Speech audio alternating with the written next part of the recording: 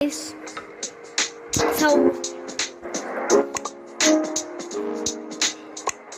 I'm gonna give you a tutorial how to do a trick shot by just a first round.